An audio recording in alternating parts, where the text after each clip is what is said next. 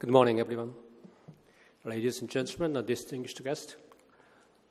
Before getting into the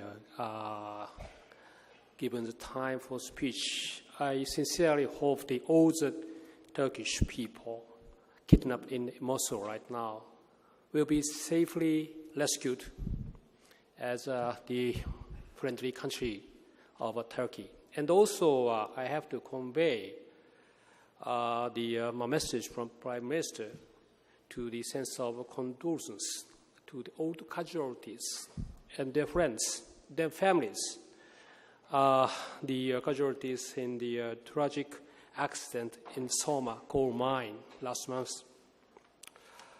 Well, also, I have to extend my sense of deep gratitude to the ladies bunch, and also the friendship showered me by the Dr. Fatih Biro, both of which enables me to hear before you right now. As the highly government official of Japan, we have to confess that even myself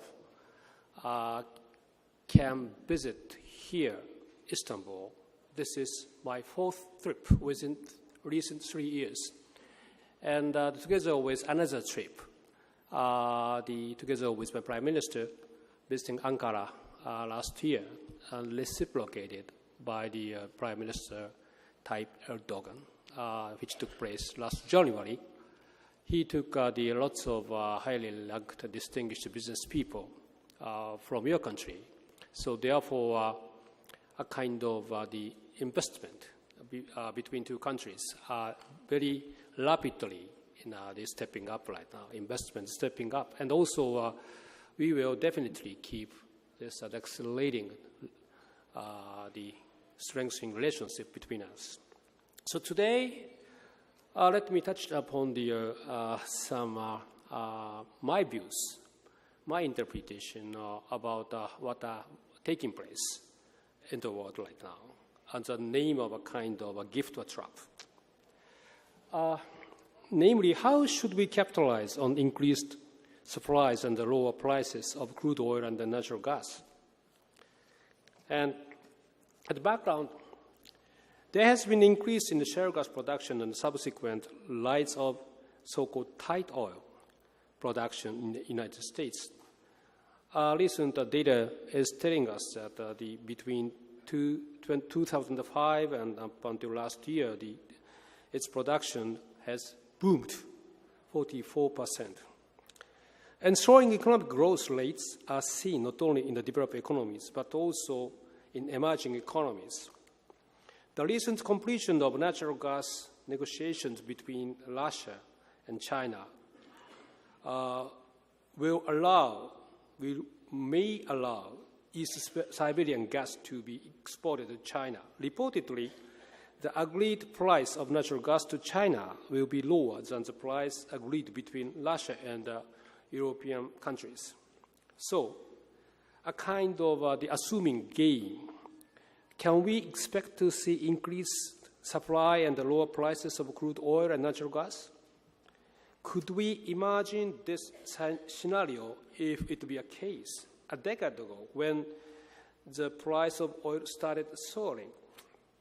Particularly, we could easily recall after 2005 until the mid-September of 2008, prices of the so-called fossil oil soared, and which exacerbated, even suffocated, the global economy.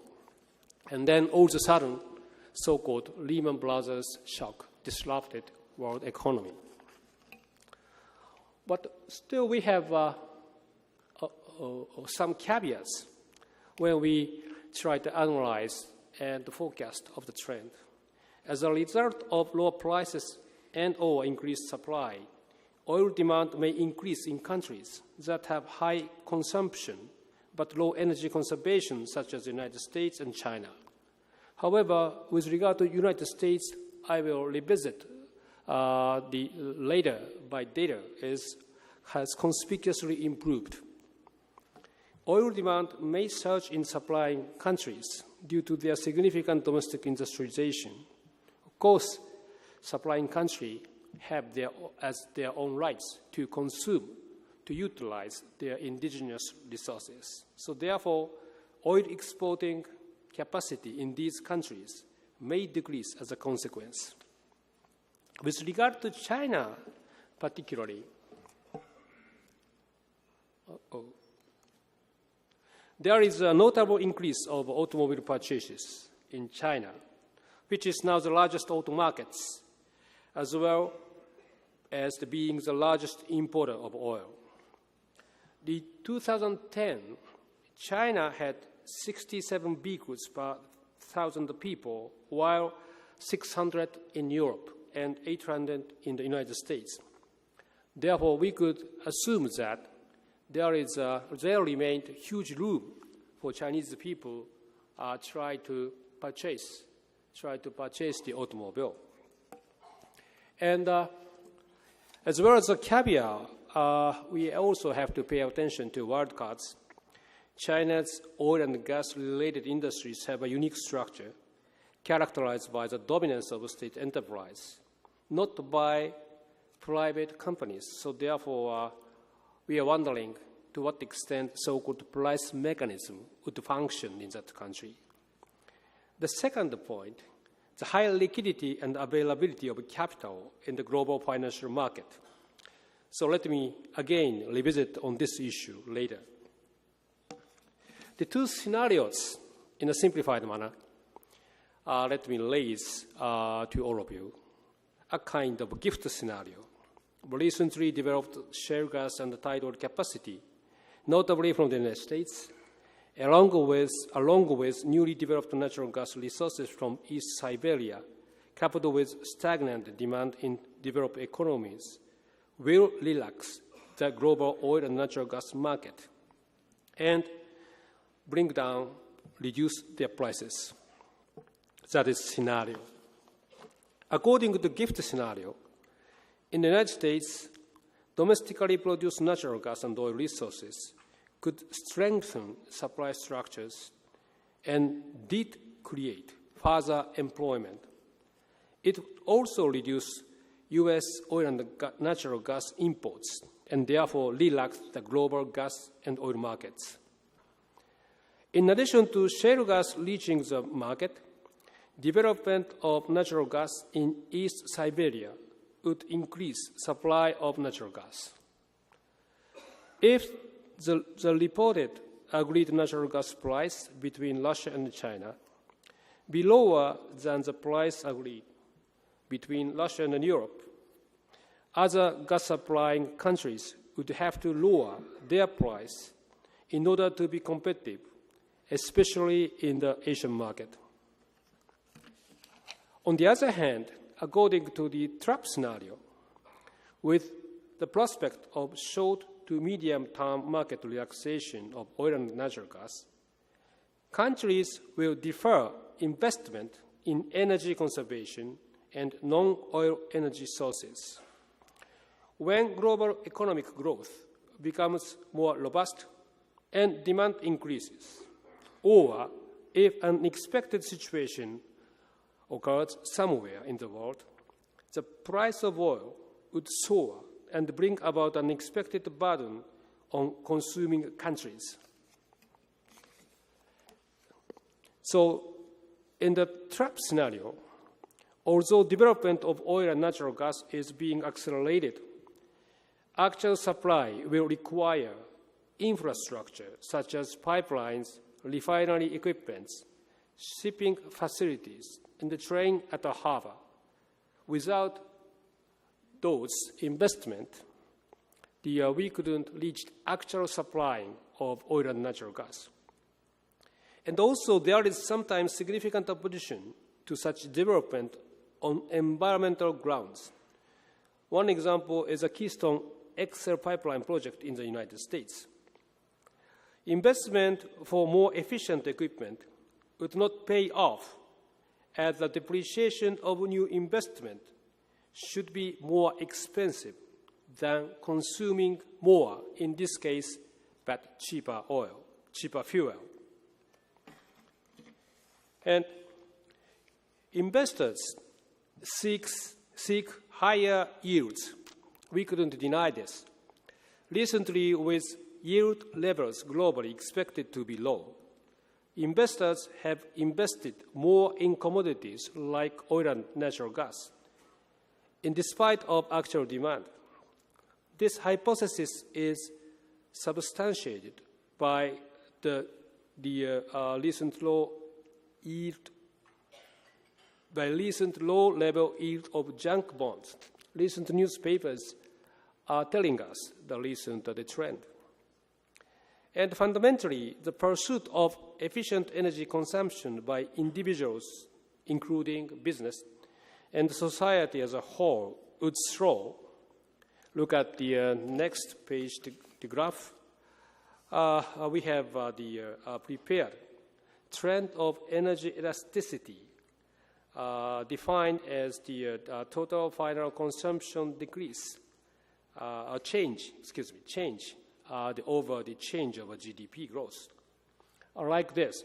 So generally, it's upward, namely deteriorating the trend. So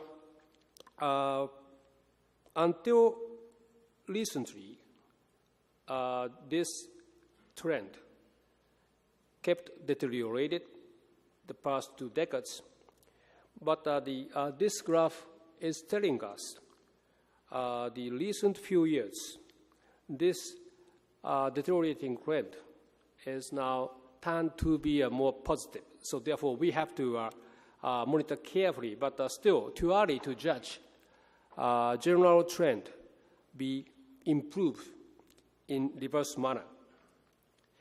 So if we could keep reverse this deteriorating trend and make society and industry more energy efficient, this will also contribute to reducing emissions.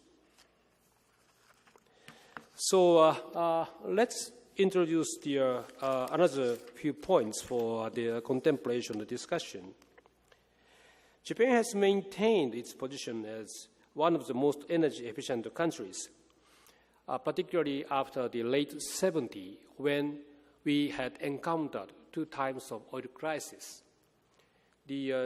Sounding a little bit ironically, due to the booming cost increase of oil, that did justify business to introduce energy-saving investment. As I mentioned earlier, United States, for these 4 decades, has conspicuously improved its energy efficiency.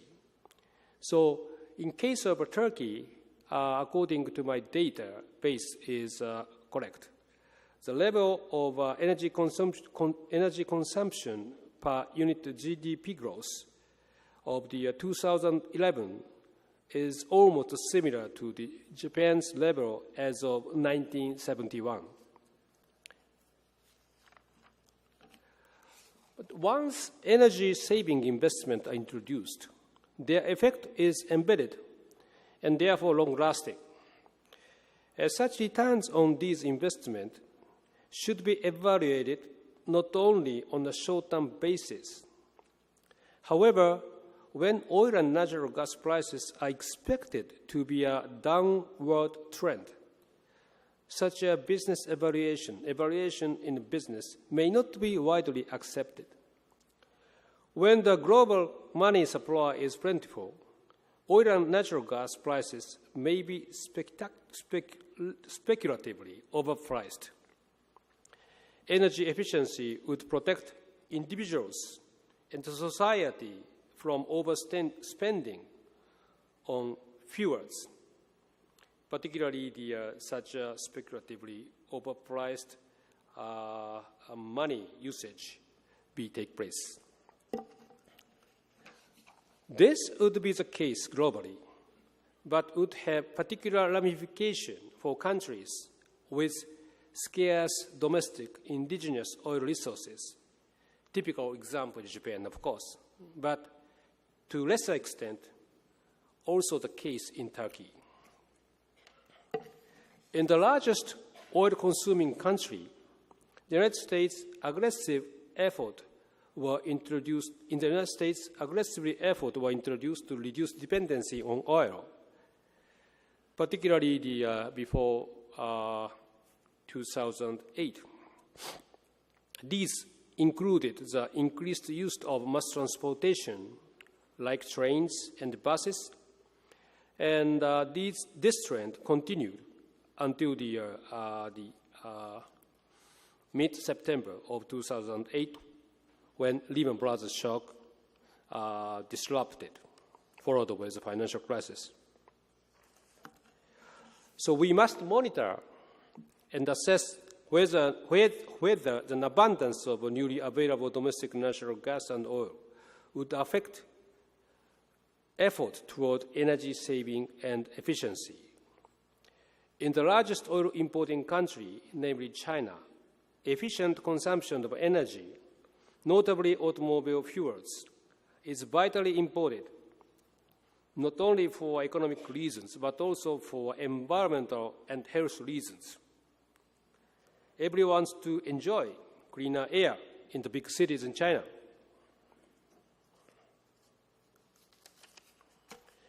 China and the United States account for 32% of global oil consumption, 26% of natural gas, and 60% of coal. If both countries improve the efficiency of energy consumption, the positive impact would be tremendous, both for stabilizing the oil and natural gas market and also for reducing emissions. With the global trend toward more affluent lifestyles and increased technology use, more energy will be consumed, actually is being consumed through electricity rather than heat. Therefore, more wasted heat calories would be generated than in case where energy is consumed in heat, not as electricity. So based upon those analyzing point, we had better learn a few lessons as follows. Develop an energy-saving society. Do not hesitate to implement new and energy-efficient investments and renew existing investment, despite the perceived lack of short-term profit. The words of profit is the dropping from this slide. I apologize. And the second point, it is important to reduce oil and natural gas consumption. For a country with scarce indigenous oil and natural gas resources, reduced consumption would improve the current trade balance at a macroeconomic level. It would also mean that energy imports would be more independent from the influence of supplying countries. Whenever we import anything from the certain country, particularly in the case of not so commonly available commodities, that supplying country may gain some kind of leverage toward the importing country. So therefore, in such sense, I'm using the word independent from the influence of supplying countries. So this means not necessarily just a macroeconomic implication, but also micro, even in some cases, security-related implication. Furthermore, such a reduction would contribute to decreased emissions. And introduce energy sources other than oil and natural gas, such as renewables, of course, but besides that, coal and nuclear. With regard to coal is globally abundant and therefore does not generally suffer from supply shortages. It does, however, pose some serious problem for the environment and can cause disastrous accident at the production and the extraction stages. So therefore, adequate and full regulations for safety purpose, safety production, and efficient combustion technologies that can minimize carbon dioxide emissions are indispensable. I believe both are achievable.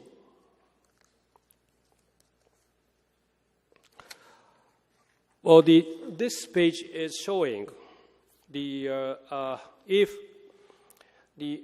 most of the recent level of technology regarding the coal-fired summer power generation plants available in Japan would reduce if that technology is employed by the global manner, the huge amount of the emission of the carbon dioxide will be decreased.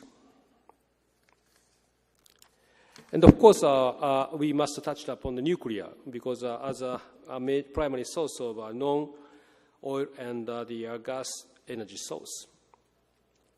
At the outset of this meeting, we, Japan, is making a best effort in the cooperation with Turkey for the developing Turkish nuclear energy introduction. But all discussion must be based upon first ensuring safety. Nuclear can emanate huge amounts of energy and therefore generate the abundant electricity in a sustainable manner once the nuclear fuels are installed. Uranium ores are present in a broad range of countries, including developed and stable ones. Nuclear does not emit global warming gases such as carbon dioxide, so it has lots of the advantages. And across the basis of any kind of energy source, diversify energy supplying source. And that is the next lesson. And history tells us this lesson. Particularly, practical wisdom is not to depend on limited number of supplying countries, lest even a single geopolitical disruption in the supplying area or no on the transit route to our importing countries should cause interruptions. And prepare for any situation and maintain appropriate stockpiles and the kind of the strategic the petroleum stockpiles case. Now, let me finish with some conclusions. The shale gas and tight oil boom led in the United States is significantly increasing supply and the global energy market.